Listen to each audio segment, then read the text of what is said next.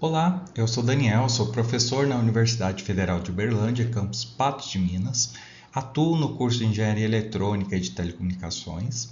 Eu sou formado em Engenharia Elétrica e tenho a pós em Automação em Sistemas pela Federal de Santa Catarina. E eu trabalho desde a graduação com robótica. Hoje, como docente, eu coordeno um laboratório de robótica, desenvolvo pesquisa, oriento alunos, né, do ensino médio, ensino superior e na pós-graduação no tema de robótica. Tenho projetos de extensão e leciono, né, disciplinas na área de robótica. Então, tenho um pouquinho aí de bagagem, já um bom tempinho, na verdade, e eu gostaria de compartilhar um pouco, falar um pouco sobre a área com vocês. Então, a primeira coisa que eu sempre pergunto, né, para todo mundo, o que é um robô, né? O pessoal geralmente associa uma máquina ou a uma coisa que viu em filme, mas na verdade é uma coisa bem mais simples, né? O que é um robô no nosso contexto? É algo que consegue medir o ambiente, ele consegue pensar sobre o que ele mediu e tomar uma decisão. Ele vai fazer algo no ambiente. Então é extremamente simples, né? É um sensor, algo para pensar, um computador, um celular, que a gente chama um microcontrolador, e a gente tem alguma coisa para atuar, um motor, um movimento, um braço, alguma coisa. Então, se tem essas três coisas, a gente pode chamar, né, de um robô. Ele estando no mundo físico, né, sentindo esse mundo físico e atuando nesse mundo físico. Então, a gente tem esses três sistemas: um sistema de sensoriamento, de processamento e de atuação. Tá? A robótica, ela não surgiu do nada, né? Ela já tem um tempinho. E nessa a evolução da tecnologia, o que a gente tem hoje é o que a gente chama da quarta revolução industrial, a quarta mudança de paradigma ou de revolução dentro da indústria, do jeito de produzir dentro da indústria. E a robótica, ela continua evoluindo e ela faz parte da terceira e da quarta revolução industrial. Mas por que de duas revoluções? Porque na quarta a gente começa a ter robôs mais inteligentes, autônomos, trabalhando com pessoas e não substituindo pessoas, né? E ela faz parte entre as nove tecnologias fundamentais da indústria 4.0. Então a gente tem desde o Big Data, realidade aumentada, nuvem, né, processamento em nuvem, e a gente tem a robótica, os robôs autônomos, como um dos pilares que sustentam essa nova revolução, essa nova área do conhecimento. Então, tudo que vocês pensar de conectividade, de internet das coisas, tudo mais, a robótica também está lá no meio. Tá? Ela também evoluiu a esse ponto. E hoje a gente tem os mais diversos tipos de robôs. Então, a gente tem robôs na educação, desde o mais básico, que é o que vocês veem em escolas, colégios, né? Aquele básico, o robozinho fazendo alguma programação, seguindo linha, vai evoluindo, né? Vai começando a aumentar a dificuldade, então a gente começa a construir robôs no ensino superior, a estudar comportamentos específicos, por exemplo, montar um mapa, seguir um trajeto, como fazer seguir um melhor trajeto, e a gente vai chegando nos robôs para pesquisa, que são robôs mais caros, robôs com maior precisão, com maior capacidade. Então a gente tem esse caminho dentro do aspecto de ensino. Então é tanto ajudar os alunos, quem está envolvido a aprender, mas também a desenvolver novos conhecimentos antes de colocar na prática. E aí a gente começa a ter as mais diversas aplicações. Então vocês conseguem ter robôs hoje nos mais diversos setores. Eu vou trazer alguns aqui só para exemplificar, por exemplo, os drones na agricultura. Tá? Então a gente pode ter pulverização, a gente pode ter monitoramento, agricultura de precisão, tudo isso fazendo parte da robótica, né? Integrando sistemas, comunicando, né? E melhorando uma aplicação. Então, na agricultura, os drones, né, robôs voadores, são uma das possíveis utilizações. A gente pode ter ainda na agricultura tratores inteligentes, coletas de frutos, de frutas, de forma autônoma, de forma automatizada. Então a gente pode usar a visão computacional, que é usar câmera, identificar imagens para coletar por exemplo, os tomates maduros e deixar os verdes amadurecerem. Então a gente pode ter diversas aplicações diferentes. Hoje, né, dentre as aplicações, a gente tem uns robôs mais avançados que começaram a utilizar combinações de seus formatos. Por exemplo, a gente tem aí um robô, por exemplo, Centauro, né? Que é metade perna, com roda, braço, tem uma mistura ali. Temos robôs tipo dragões voadores, dragões chineses voadores, né? Também. Pode ter um robô aranha, uma aranha com roda, uma esteira que tem um braço acoplado. A gente começa a ter um monte de coisa aí de combinações.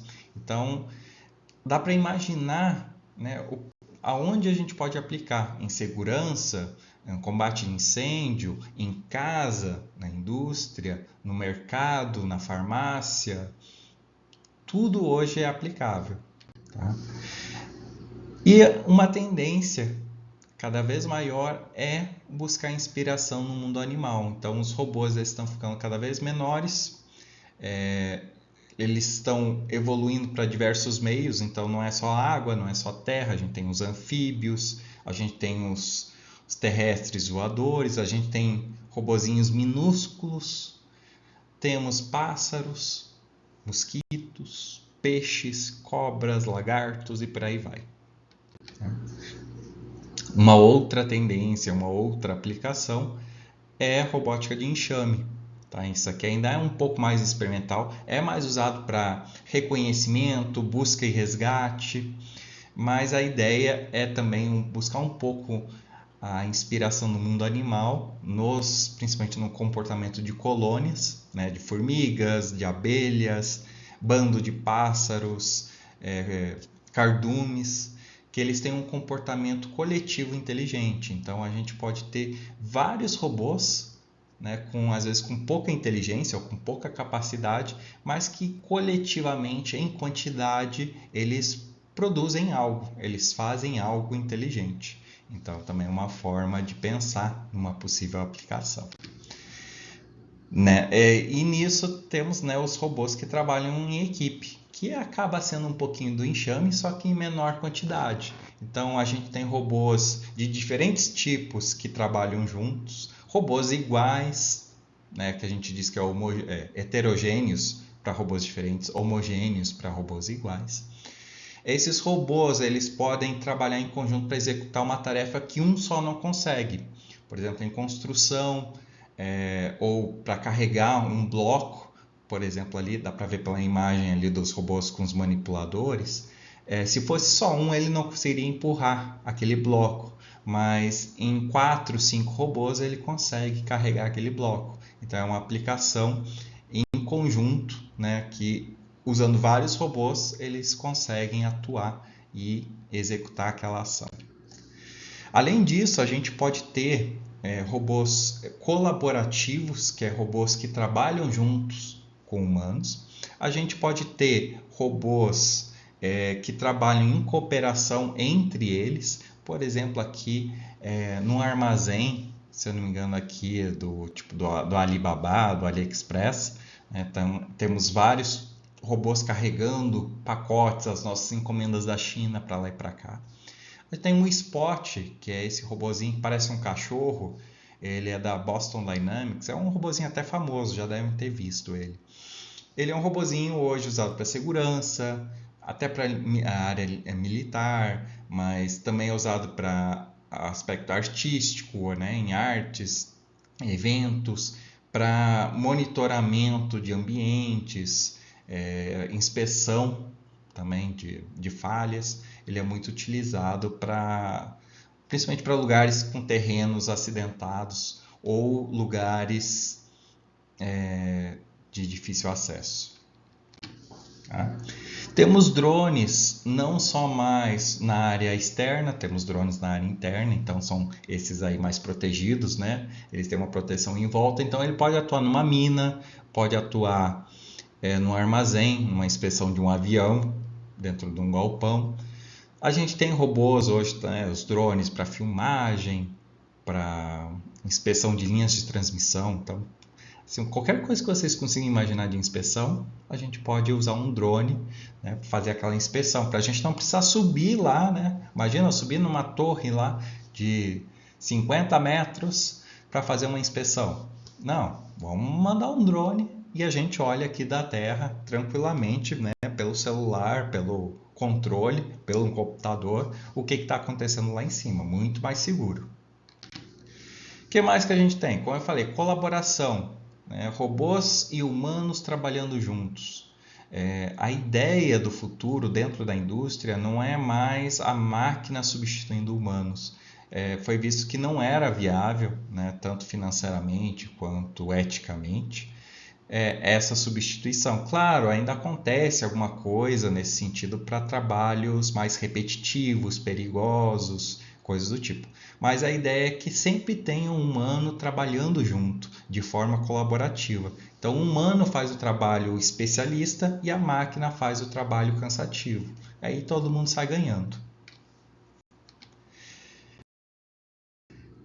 Por fim, né, esses foram alguns exemplos, mas hoje temos, né, como eu falei, as mais diversas aplicações. Se vocês derem uma busca rápida, procurar robôs em hospital, vocês vão achar, para levar remédios para os pacientes, para fazer cirurgias.